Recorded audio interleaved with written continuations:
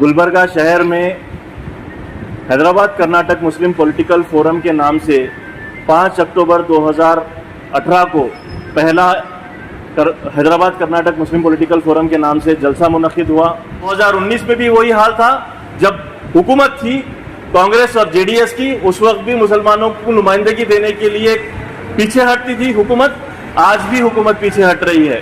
Forum की जानिब से ये बात कही थी कि कर्नाटका पब्लिक सर्विस कमीशन में पिछले 13 सालों से कोई नुमाइंदा मौजूद नहीं है। 70% हमारी कम्युनिटी इस वक्त जन्नत में है। 70% खुश है, कांग्रेस आ गई है वो खुश है। 30% जो सोचने वाले लोग हैं वो लोग अभी भी सोच रहे हैं कि इनके आने से तब्दीलियां क्या हुई हैं। हकीकतन तब्दीलियां नहीं हुई, कोई तंजीम नहीं गई।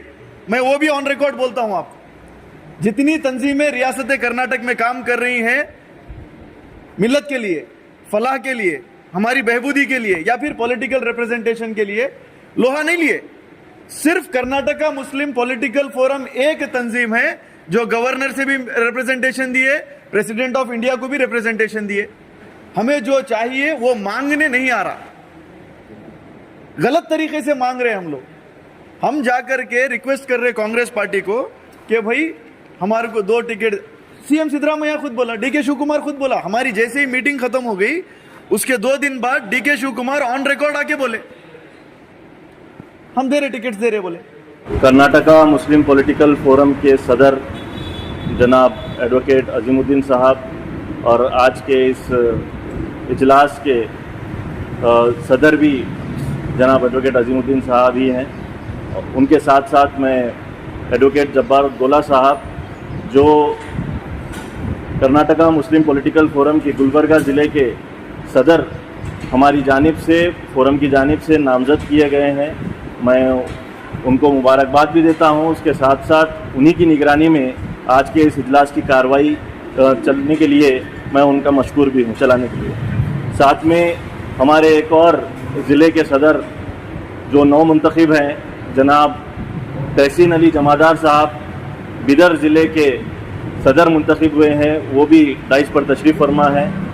उनके साथ साथ हमारे शाहनवाज खान शाहीन साहब, अलीम अहमद साहब, नैयर साहब और दीगर तमाम तर जो यहाँ पर शुरका हाजिर हैं, मैं उन सभी का जो है खैर मकदम करता हूँ। अस्सलाम वालेकुम व रहमतुल्लाहि व बरकातहू। ख़वातीन के लिए समाजी, सियासी, माशी और इक़्तिदार में हिस्सेदारी के लिए जद्दोजहद। नंबर 11, शहर का नाम गुलबर्गा से, कलबुर्गी से गुलबर्गा वापस लेने के लिए जद्दोजहद करना। अब इसके बाद मैं हमारे कर्नाटका मुस्लिम पॉलिटिकल फोरम के जनरल सेक्रेटरी, आज कर्नाटका मुस्लिम पॉलिटिकल फोरम को कमोबेश 5 साल पूरे हो गए हैं। अक्टूबर का ही महीना था जिसके अंदर पूरे हैदराबाद कर्नाटक के ज़िले के लोग मौजूद थे और वहीं पर कर्नाटका मुस्लिम पॉलिटिकल फोरम की जो बुनियाद थी, जो कि दरअसल हैदराबाद कर्नाटक मुस्लिम पॉलिटिकल फोरम के नाम से आगाज़ हुई थी, वो वहाँ पर उसकी बुनियाद डाली गई थी। ये 5 साल जो अरसा रहा है वो बहुत ही ज़्यादा उतार चढ़ाव से भी भरा रहा है, क्योंकि इन वक्तों में हम जानते हैं कि कोविड के भी हालात आए थे, CAA NRC के भी हालात हमारे सामने रूनुमा हुए थे। तो इन तमाम तर मामलात में जब हम गौर फिक्र करते हैं तो कर्नाटका मुस्लिम पॉलिटिकल फोरम का किरदार हमारे नज़दीक बहुत ही अहमियत का हामिल है। मैं इसलिए ये बात कह रहा हूँ आपके सामने क्योंकि जब हम शुरुआत किए तो हमारा मकसद पॉलिटिकल एम्पावरमेंट था।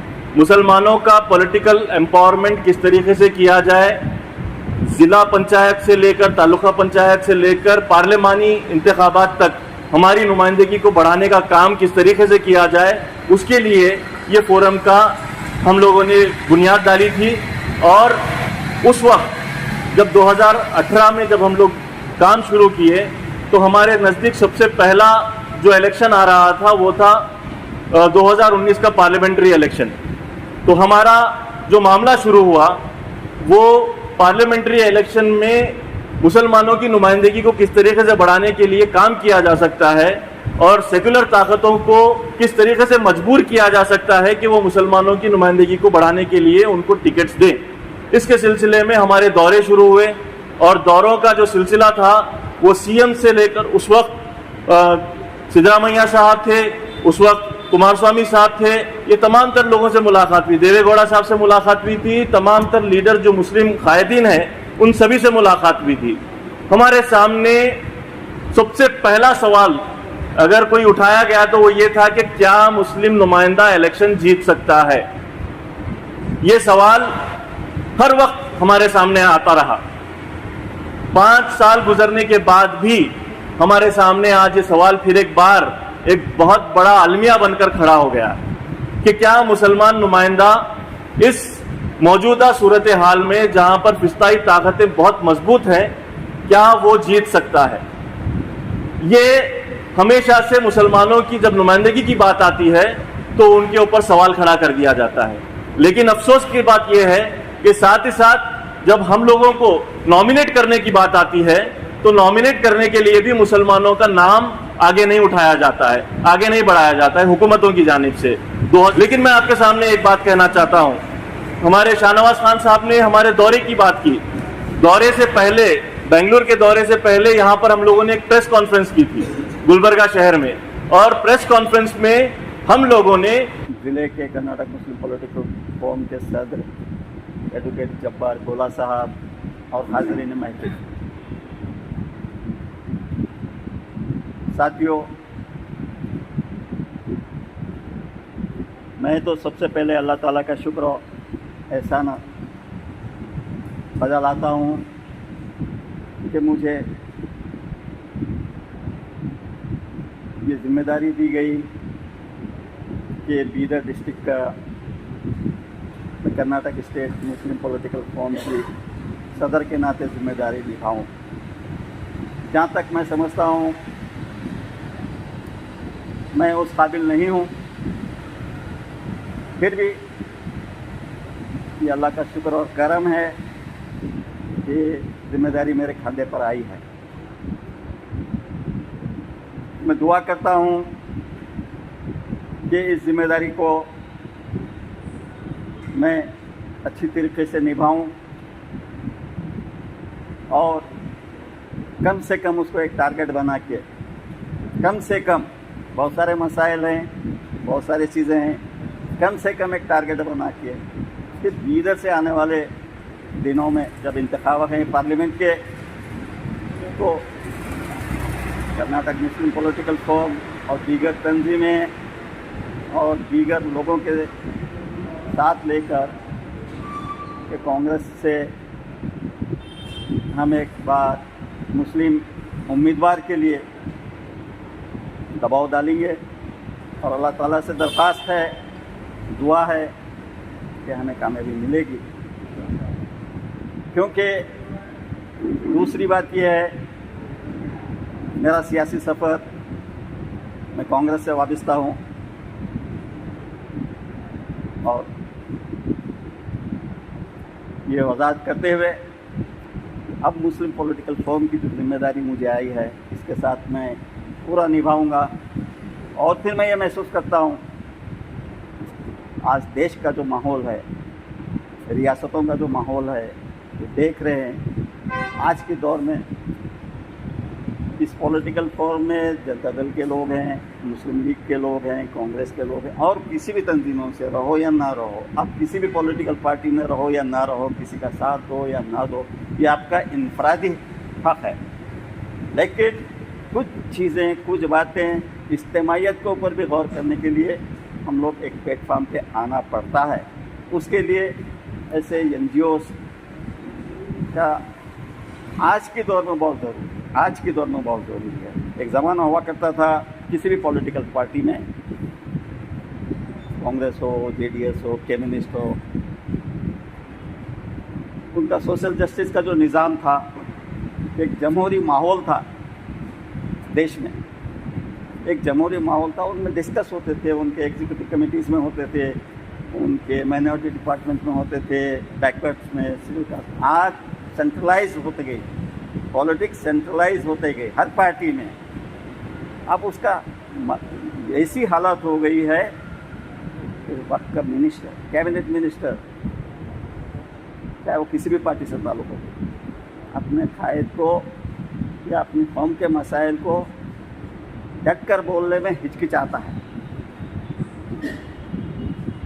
तो इस टाइप के माहौल के अंदर उस कौम की नुमाइंदगी हो, उस कौम के मसाइल को हल करने के लिए जुस्तजू हो, तो ऐसे पीरियड में तो कम से कम कर्नाटक मुस्लिम पॉलिटिकल फोरम के जैसे जो तंजीमें हैं, इस तंजीमों को मजबूत करके आप जो अपने प्लेटफॉर्म पे बोलने के लिए हिचकिचा सकते हैं, तो इस प्लेटफॉर्म को आप इस्तेमाल करके खुल के बोल सकते हैं इसमें।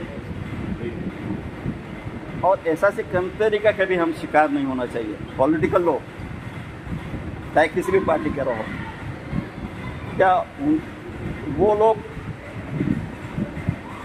अपने मसाइल अपने फोरमों में, अपने एनजीओ में नहीं उठाते? हमारे पास कोई और ऑप्शन था भी नहीं, पार्लिमानी इलेक्शन में कोई ऑप्शन है भी नहीं। अगर करना है उसको तो साथ ही साथ हम पे ये जिम्मेदारी है कि हम सोशल ऑडिटिंग करें। पिछली बार जो हमारा बेंगलोर विजिट रहा है, हम वहां पर दीगर तंजीमों की तरह कर्नाटका मुस्लिम पॉलिटिकल फोरम जाकर उनसे कोई रिक्वेस्ट नहीं किया, कोई रिक्वेस्ट नहीं। जितने % हम वोट दिए उसका हक मांगने के लिए बाकायदा लोहा मनवाने के लिए गए। 5 सीटों का मुतालबा हमने किया, वो देते या नहीं देते वो अलग बात। और 5 सीटों का जब हम मुतालबा करते हैं तो एक और बात मैं वाजे कर दूं, नंबर्स के ऊपर हम मुतालबा नहीं कर रहे। फिर हम रिक्वेस्ट ये नहीं बोल रहे कि हमारी मेजॉरिटी यहां पर है, हमको 5 ये सीट दीजिए, वो सीट दीजिए। 5 सीट के साथ साथ 5 सीट को कामयाब करने का भी मुतालबा हमने किया। हमने ये जुर्रत की, हमने ये आंख दिखाने की कोशिश की। हमारे साथ पिछले असेंबली इलेक्शन में बहुत सारी तंजीमों ने काम किया, आप सब उससे वाकिफ हैं, मैं नाम लेना नहीं चाहता। रिलीजियस तंजीमें हमारे साथ रही, सीट के लिए काम करे, इलेक्शन में जिताने का काम करे। आज उनकी हालत यह है कि सोशल ऑडिटिंग करने के लिए वो लोग तैयार नहीं है, लेकिन फोरम उनके साथ नहीं है। फोरम अपनी आइडेंटिटी बरकरार रखा हुआ है। आज भी हमारा अंदाज भीख मांगने का बिल्कुल नहीं है, ना रिक्वेस्टिंग है। आज वो सीट पे जो बैठे हैं लोग, जिन लोगों को हमने जिताया है, हमारी कम्युनिटी के जो लीडर्स हैं, उन लीडर्स के पास हम मुतालबे लेकर जा रहे हैं और उनसे आंख में आंख डालकर मुतालबा पूछ भी रहे हैं। परसों का जो हमारी मीटिंग रही है, मैं उसकी वजाहत कर दूं आप लोगों को। परसों की मीटिंग में नसीर साहब से मिले, जो सीएम के पॉलिटिकल सेक्रेटरी हैं। जमीर अहमद खान साहब से मिले, एमपी नसीर साहब से मिले। इन सभी लोगों से मिलने के बाद रहीम खान साहब से भी मिले। इन सभी लोगों से मिले। उन लोगों ने जो पोजीशन पे हैं इस वक्त, गवर्नमेंट में इख्तिदार पे है, उन लोगों का जो मायूसी थी, जिस तरीके से उन लोगों ने इजहार किया, अरे नहीं भाई हम नहीं पूछ सकते, 2 पूछना, 2 ही देते, ये जो है उनके मियार की बात है। वो हमारी कम्युनिटी के लीडर्स नहीं है। मैं ऑन रिकॉर्ड ये बात बोल रहा हूं, बड़ी जिम्मेदारी से बोल रहा हूं। वो लोग कम्युनिटी लीडर्स नहीं है, कांग्रेस पार्टी के लीडर्स हैं। कांग्रेस पार्टी की बात वो मानते हैं, वहां से मानकर हमको समझाने आते हैं। क्या बोलते हैं? हमारी कम्युनिटी जो है कोप्पल से एमपी नहीं जीत सकती, बीदर से हम टिकट दे सकते, जिताने का काम आपका, ठेका हमने लिया है। पार्टी किसकी है? केडर्स किसके हैं? एनएसयूआई विंग किसकी है? बैकवर्ड क्लास की विंग किसकी है? यूथ कांग्रेस किसकी है? विंग्स उनके हैं, केडर्स उनके हैं, एससी सेल है उनके पास, दलित सेल है उनके पास। यह मुतालबा कौन कर रहे? कौन सी जमात कर रही बताइए? सिर्फ कर्नाटका मुस्लिम पॉलिटिकल फोरम एक जमात है जो उनको बोल रही है टिकट के साथ साथ जिताने की जिम्मेदारी भी तुम्हारी है। हमारा काम हम कर रहे हैं। वो बोल रहे हैं आपको कोई ऑप्शन नहीं है, हम भी बोल रहे हैं हमको कोई ऑप्शन नहीं है। ऑप्शन नहीं है इसका मतलब ये नहीं कि आप हमको टेकन फॉर ग्रांटेड ले लें। हम क्वेश्चन भी कर रहे हैं। अब ये क्वेश्चन करने के लिए हमको हाथ की जरूरत है। अब यहां पर सोचने की जरूरत है। हम बटे हुए हैं, हम बटे हुए हैं। मैं जमात इस्लामी से हूं, कोई अहले सुन्नतल जमात से है, कोई अहले हदीस से है, कोई जमात उलमा हिंद से है, कोई मिल्ली काउंसिल से है, कोई कहता है मैं पर्दे के सामने नहीं आ सकता, मैं पीछे से काम करूंगा, कोई बोलता है मैं वो फलां जमात से हूं। ऐसा करेंगे तो कैसा होगा? हमें हमारी कौम को पॉलिटिकल रिप्रेजेंटेशन रोकने के लिए मैं नहीं समझता कोई दीगर कौम आ रही है या फिर कोई और पॉलिटिकल पार्टी बीच में है, हम खुद बीच में हैं। उसको रोकने के लिए ही मुस्लिम पॉलिटिकल फोरम अपना अज़म बना के चल रहा है। ये जो मीटिंग्स हुए पिछली बार जब बीजेपी गवर्नमेंट थी, आप बताइए कांग्रेस में जरूरत नहीं थी कि बीजेपी को खत्म करने के लिए गवर्नर के पास जाकर मेमोरेंडम दे। किसने मेमोरेंडम दिया? मुतालबा मुस्लिम पॉलिटिकल फोरम ने किया। उनके अनकॉन्स्टिट्यूशनल जो पॉलिटिकल एक्टिविटीज चल रहे थे, आप ये बोल सकते हैं कि रिजल्ट क्या हुआ, आप पूछ सकते, बिल्कुल हक है, ये सवाल भी है। रिजल्ट क्यों नहीं आ रहा ये मैं नहीं बोलूंगा, ये आप सोचिए। जब हम मीटिंग को बुलाते हैं, मीटिंग को कॉल करते हैं, तो बंटते कौन है? कोशिश हम भी कर रहे हैं, कोशिश वो भी कर रहे हैं। मैं ये नहीं कर रहा कि उनकी कोशिश गलत है। असल में मसला क्या है?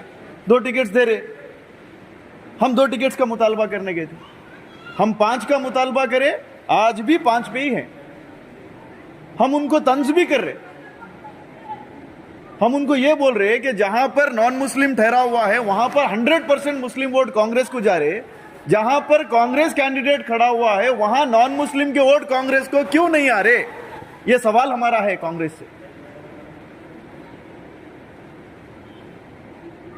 अब पॉलिटिकल सिनारियो ऐसा है इस वक्त हमारे रियासत का, जेडीएस एक थी, बीजेपी से मिल गई।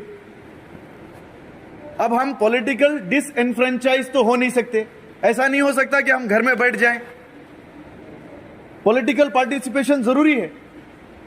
अब वो पॉलिटिकल पार्टिसिपेशन करने के लिए क्यों नहीं हम आंख में आंख मिलाकर उनसे बात कर रहे हैं? ये मेरा सवाल हमारी आवाम से है। हम क्यों डर रहे हैं उनसे?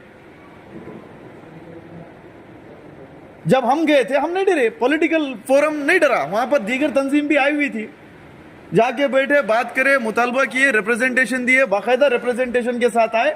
हम फिर इंतजार कर रहे हैं, अनकरीब में दोबारा हमारा डेलीगेशन जाएगा। हैदराबाद कर्नाटका को इस तरीके से दरकिनार कर दिया गया है, उसकी कोई हद ही नहीं है। इसी वजह से कर्नाटका मुस्लिम पॉलिटिकल फोरम जिस वक्त इंसेप्शन में आया, हैदराबाद कर्नाटका मुस्लिम पॉलिटिकल फोरम बनकर आया, क्योंकि हमें वो बैंगलोर का जो सेंट्रलाइज्ड सिस्टम है उसको तोड़ना है। यहां की सियासी डेमोग्राफी जो है, ज्योग्राफी जो है, वहां के उलेमा को नहीं मालूम। उनका एक संदेशा वहां से आ जाता, फलां को करना है। हम भेड़ बकरियों के जैसा उनके पीछे चले जा रहे। हम क्या चाह रहे? हमारे हैदराबाद कर्नाटका में जो सिचुएशन है इस वक्त, उस सिचुएशन को वहां बैठे हुए हमारे रियासती उलेमा समझे, परखे, उसकी जिम्मेदारी हम पे छोड़े। ये एक मरकज बने, सेकंड मरकज बने, सबसे ज्यादा तादाद वाला है, हमारी रिप्रेजेंटेशन सबसे लो है। वो लो रिप्रेजेंटेशन को कब पूरा कर सकते हैं? औकाफी जायदाद सबसे ज्यादा कहां पर है आप बताइए? तहफ्फुज हो रहा है। आज याद दहानी के लिए आपको बता दूं, 2018 में एक जमात वक्फ बोर्ड के साथ मिली थी।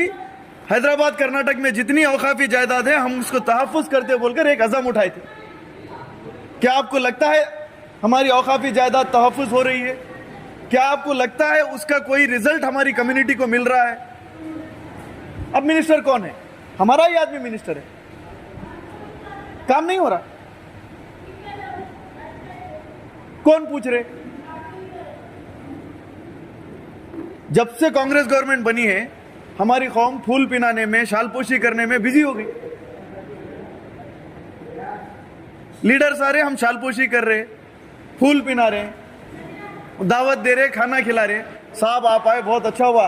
अरे भाई वो हो गया, लीडर बन गए, उनका काम हो गया, अब हमारे मुतालिबे कौन रखेंगे? कर्नाटका मुस्लिम फोरम के जितने रियासत में अजले हैं, सभी अजलों में district president, city president, secretaries और तंजीम को सख्त करने की कोशिश की जा रही है।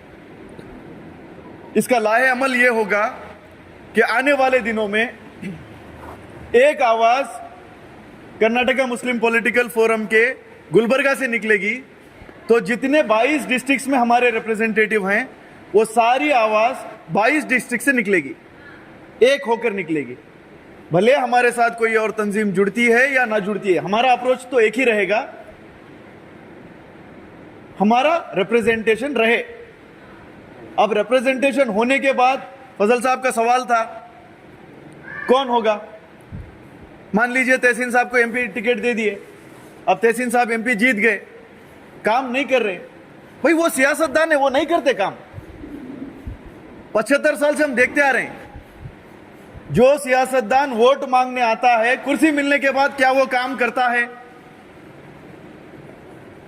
काम करवाना पड़ता है।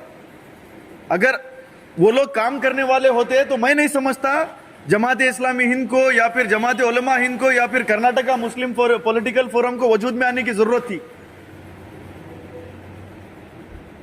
आप ये यकीनी बना के चलें, हम जिसको बना सकते हैं तो उसका कान पकड़ के काम भी ले सकते हैं उससे।